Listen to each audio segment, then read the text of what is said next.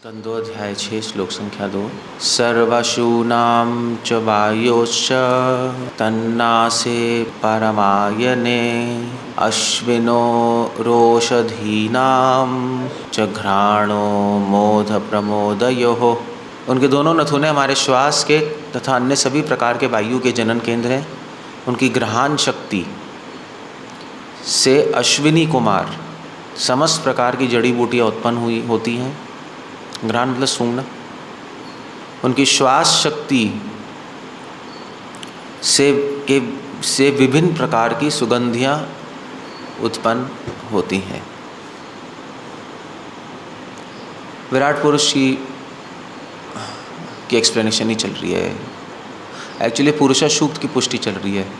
पुरुषा सूक्त एक वेदों का एक सूक्त है।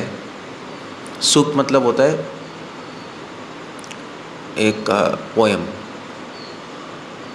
सूक्त मतलब पोयम या कविता, या वैसे तो टेक्निकली कविता नहीं कहते लोगों ने, पाश्चात्य देश के लोगों ने सूक्त को पोयम ट्रांसलेट किया, मगर एक्चुअली पोयम नहीं है वो। तो सूक्त होता है कि एक पर्टिकुलर स्तुति जो ऋषि मुनियों ने भगवान के लिए की है, उसको सूक्त कहते हैं। तो जो स्तुति ऋषि मुनि भगवान के लिए करते हैं उसको एक सूक्त बोला जाता है। तो ऋग्वेद में सूक्त है पुरुषा सूक्त, बहुत फेमस है। सब लोग ऋग्वेदीय, ब्राह्मण, यजुर्वेदीय, ये सबके सब पुरुषा सूक्त करते ही हैं। और वैसे भी जब भी अभिषेक होता है या किसी अर्च विग्रह की स्थापना होती है मंदिर में, तो पुरुषा सूक्ति बोला जाता है ट्रेडिशनली। पुरुषा सूक्त मतलब पुरुष सूक्त में भगवान के विराट पुरुष की ही अभिव्यक्ति है, विराट पुरुष की एक्सप्लेनेशन है। तो उसमें इनफैक्ट चाणक्य पंडित ने कि ऐसी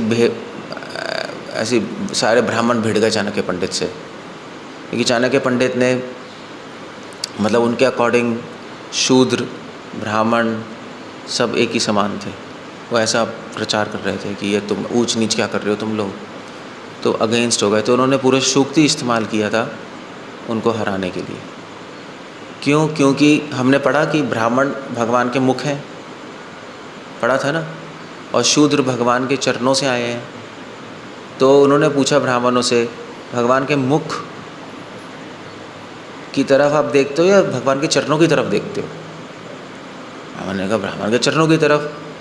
तो फिर तुम लोग भी शूद्रों की तरफ देख रहे हो अगर भगवान के चरण शूद्र हैं। तो कुछ नहीं बोल पाए। फिर उन्होंने कहा देखो, भगवान के मुख और भगवान के चरण में कोई अंतर ही नहीं है। अगर तुम एक ऊपर और एक नीचे रखोगे तो भगवान के अंगों में ही तुमने अंतर कर दिया। तो उन्होंने कहा हाँ, इसका मतलब ब्राह्मण और शूद्र एक ही समान है, अलग नहीं है, ऊपर नीचे कुछ नहीं है। ड्यूटीज़ अलग हैं बस, और कुछ नहीं है। ड्यूटीज़ अलग हैं। वो तो बाद में शूद्र शब्द को इन्होंने थोड़ा गंदा बना दिया। ब्राह्मण समाज ने शूद्र शूद्र बोल के उसमें हीन भावना डाल दी। अदरवाइज़ शूद्र खराब वर्ड नहीं था, बस ओके, बट इन्होंने बना दिया ऐसा। सो इनफैक्ट दैवी वर्णाश्रम में, वैष्णव समाज में, अगर हम यहाँ पे वर्णाश्रम लाते हैं, जैसे प्रभुपाद ने बोला है, यहाँ तो सारे वैष्णव ही हैं, यहाँ पे वर्णाश्रम लाएंगे, यहाँ पे भी ब्राह्मण, क्षत्रिय, वैश्य, शूद्र होंगे। यहाँ पे सबसे टॉप होंगे शूद्र, इन वन सेंस। सबसे टॉप तो नहीं, सबसे ब्लेसेड कैसे कहेंगे,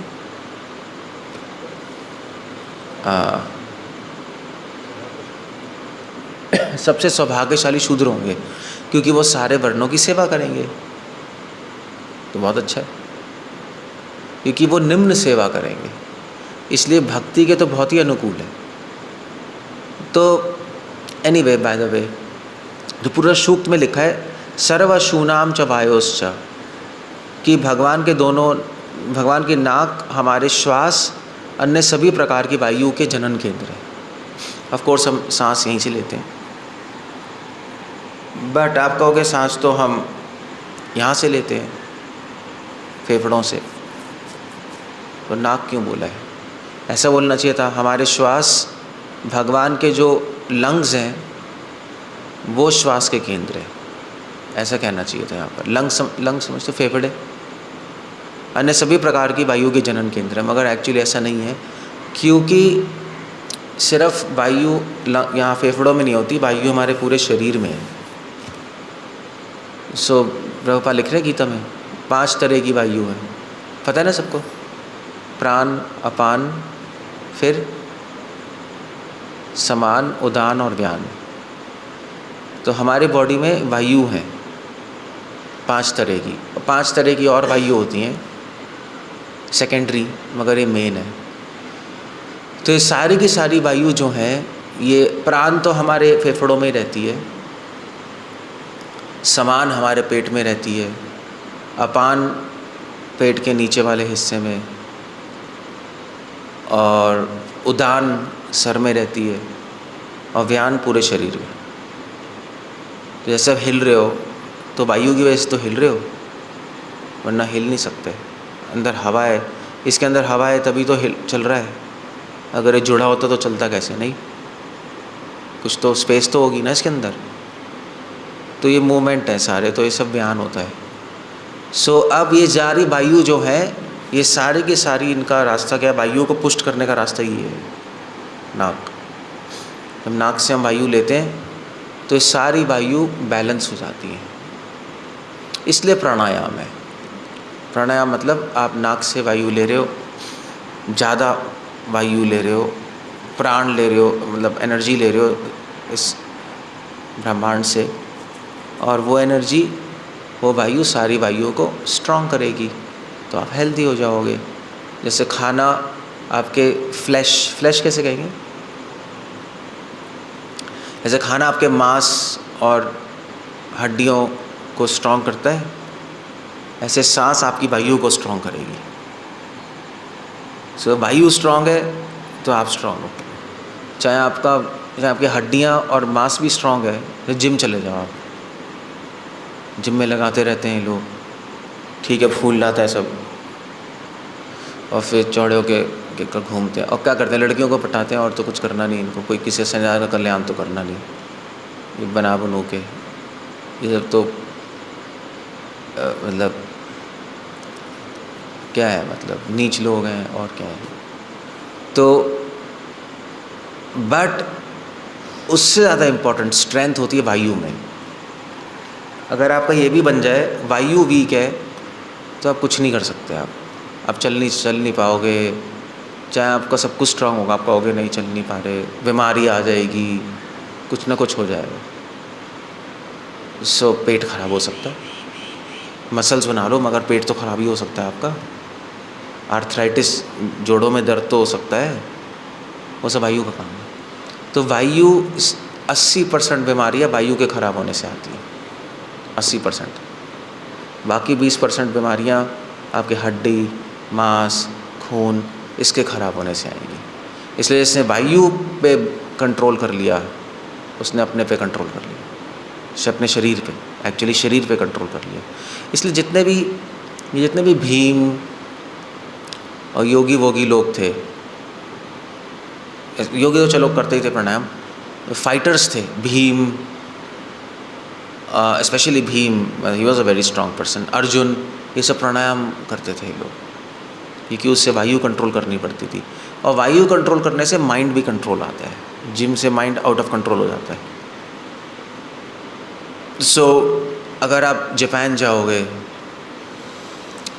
जापान में सारे निंजा वाले होते हैं, कुंफू वाले, शाओलिन, जो मार्शल आर्ट्स होते हैं ना, सुना है ना मार्शल आर्ट्स, वहाँ के फाइटर्स, तो वो लोग, और मतलब आई मीन टू से इवन रशियन आर्मी, आप रशियन आर्मी में जाओ, चाइनीज़ आर्मी में आज भी चले जाओ, वो सब मार्शल आर्ट सीखते हैं। तो उनका एक मेजर ट्रेनिंग होती है सांस को कंट्रोल करना, प्राणायाम, आज भी, कि उससे स्ट्रेंथ आती। तभी तो आप देखते हो, आप कभी कभी ये नहीं होते जो चाइनीज़ होते हैं, वो लोग वो लगा लेते हैं यहाँ पर भाला, उसको मोड़ देते हैं यहाँ से, देखा है आपने, देखा है? हाँ, अब भाला मोड़ देते हैं, असली में भी होता है, यहाँ से मोड़ देंगे, यहाँ लगा के। कोई जिम वाला कर सकता है? तो घुस ही जाएगा। ये इतनी बड़ी बड़ी रॉड मोड़ देते हैं, पतले से होते हैं। कैसे होता है? कैसे होता है? वायु से कंट्रोल करने से। इसलिए कह रहे हैं सर्वासूनाम च वायुश्च, नाक वायु का रास्ता है। इसलिए सारे योगिक ट्रेडिशन, सारे मार्शल आर्ट्स में धनुर्वेद, सारा का सारा मिलिट्री साइंस सब यहाँ पे फोकस करना सिखाते हैं, नाक पे। सांस लेना सिखाते हैं पहले वो। That's the whole idea. तो सांस लेना आ गया आपका, वायु कंट्रोल हो जाएगा। बस सांस लेना आता नहीं हम लोगों को, बस ये। जैसे कल मैं बता रहा था, सीधा बैठना नहीं आता, ऐसे ही सांस लेना भी नहीं आता। ये सारी चीज़ें सीखनी होती है, तो उससे स्ट्रेंथ होती है। पता नहीं, अब ये तो ये वो भी चल रहे हैं ना पंखे। अब आ रही है? तो आइडिया ये है कि क्या कह रहा था मैं, सांस कैसे लेना है पहले सीखना होता है। इसलिए कोई भी प्राणायाम करता है तो सबसे पहले उसको बोलते हैं तू बस बैठ के 15 दिन सांस देख कैसे चल रही है।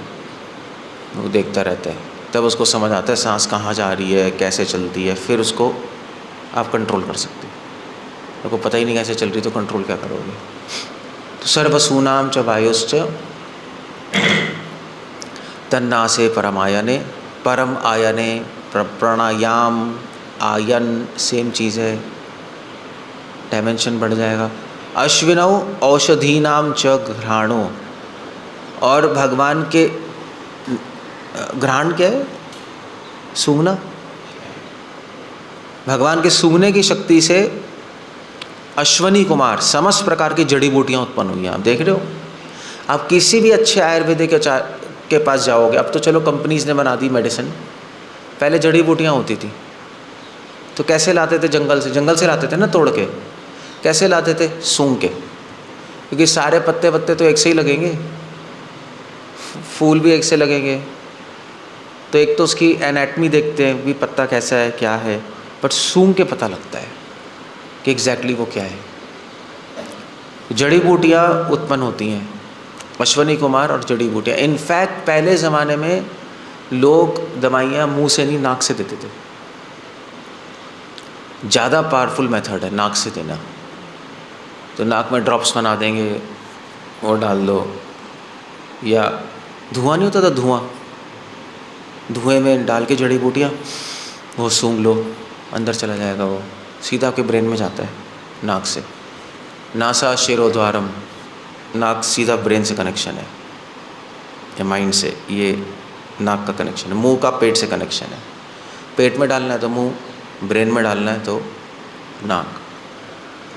सो इसलिए ब्रेन स्ट्रांग है तो आपका बॉडी स्ट्रांग है। इसलिए सूंघते थे, स्मोक करते थे, या उसके बाद ड्रॉप्स डाल लो। या इसलिए पहले ज़माने में लोग घी लगाते थे, पता है आपको? नाक में देखा है आपने? बच्चों को नहीं लगाते थे घी, मम्मी पकड़ के ऐसे उंगली डाल के लगा देती थी, चिल्लाते रहते थे हम। वो ज़रूरी होता है क्योंकि वो घी सीधा ब्रेन में जाता है। या तेल लगाते थे सरसों का नाक के अंदर, सीधा ब्रेन के अंदर जाएगा वो। अब ऐसे मॉडर्न साइंस नहीं मानती, बट आयुर्वेदिक साइंस, भगवान तो कह ही रहे हैं। सूंघने से जड़ी बूटियों को सूंघने से लोग ठीक होते थे। सिर्फ सूंघने से ठीक हो जाओगे आप। ये साइंस लॉस्ट हो चुकी है, कोई बताता नहीं, क्योंकि अब तो कंपनीज बना चुकी हैं। अब क्या करोगे? मगर बहुत कुछ इसके पीछे सूंघने की साइंस है, सूंघने की। सो जड़ी बूटियाँ उत्पन्न होती हैं और उनकी श्वास शक्ति से विभिन्न प्रकार की सुगंधियाँ उत्पन्न होती हैं। और इनफैक्ट ये जो अगरबत्ती है, आप अगरबत्ती देख रहे हो, अगरबत्ती, धूप, ये किसने बनाई थी? ये ब्रह्मा जी ने बनाई थी। ब्रह्मा जी ने अगरबत्ती और धूप बना के दी थी इंसानों को, क्योंकि इंसान कह रहे थे बड़ी बदबू आ रही है, क्या करें, कैसे करें, तो उन्होंने बना के दी। ठीक है, ऋग्वेद में लिखा है कैसे बनानी है, तो ऐसे बना के दी। जितनी भी सुगंधियाँ वो भगवान के श्वास से आ रही है। सो लाइक दैट, भगवान के श्वास से जड़ी बूटियाँ आ रही हैं और सुगंधियाँ आ रही हैं। ये पूरे से सूक्त है। इनफैक्ट पूरा का पूरा ब्रह्मांड कैसे चलाना है वो एक पुरुष सूक्त में ही है। विराट पुरुष, ब्रह्मा जी क्या करते हैं? ब्रह्मा जी विराट पुरुष पे ध्यान लगाते हैं। सृष्टि करने के लिए ब्रह्मा जी विराट पुरुष पे ध्यान लगाते हैं। ये सारी साइंस ही तो है इसके पीछे। तो ब्रह्मा जी को विराट पुरुष पूरे सूक्त दिया भगवान ने। ब्रह्मा जी ने पूरे सूक्त का उच्चारण किया, उस पर ध्यान लगाया और उससे सारी सृष्टि की रचना की। That's how it goes. अब गाय भी देखो, गाय जब चरने आती है जंगल में तो सूंघ के खाती है, देखा है? कभी चराया गाय किसी ने? पहले सूंघेगी फिर खाएगी। उसको उससे पता लगाता है कि ये ठीक है शरीर के लिए या ठीक नहीं है। तो भगवान ने सॉफ्टवेयर डाला हुआ, सारे जानवर ऐसे ही करेंगे, पहले सूंघेंगे क्योंकि उससे पता लगता है कि जड़ी बूटी है या नहीं है। गाय अगर बुखार होगी वो जाके सूंघेगी, नीम खाएगी अपने आप गाय जब नीम की स्मेल आएगी, क्योंकि अब उसको कैसे पता नहीं, बट वो जब बुखार होगा तो वो वाली खुशबू उसको अच्छी लगेगी, वो खा लेगी। So like that. एनीवे, कुछ पूछना है, कुछ कहना है? अदरवाइज थोड़ा साइंटिफिक लेक्चर हो गया, डिवोशनल लेक्चर तो है नहीं, बट एनीवे पुरुष सूक्त है। सो हरे कृष्ण। श्रील प्रभुपाद की